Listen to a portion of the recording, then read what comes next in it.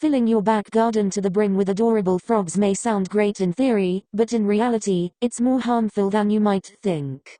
Recently, TikTok user ThinFrog revealed he had started building a frog army in his back garden. He estimates that he has rescued 1.4 million tadpoles from ponds in his local area that have dried up, housing them in a small pool which he has constructed in his closed garden, leaving the grown frogs with nowhere to flee to and without adequate food supplies. Since then, ThinFrog has posted footage showing floods and floods of tiny frogs hopping around. Dawood Qureshi, a marine biologist and researcher for BBC Wildlife, tells Metro Co UK that mass breeding frogs like this can have several adverse effects. Breeding that many frogs is definitely not good for the environment, she says.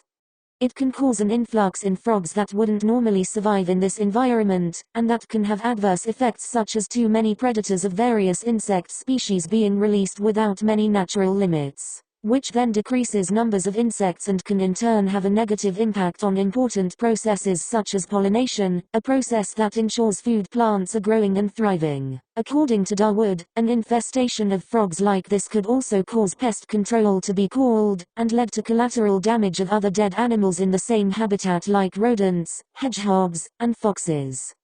This, of course, ruins the food chain even further, she adds.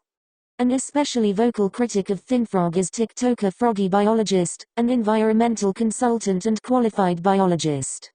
Ecologist Naomi Davis added in a statement to Metro Co UK that the frog army trend was massively irresponsible from an ecological perspective.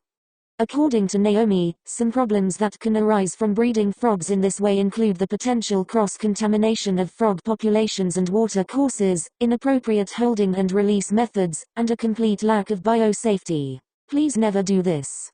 This will have a devastating impact on the amphibian and potentially snake and owl population in this local area, not to mention the poor living conditions these frogs and toads now have to live with.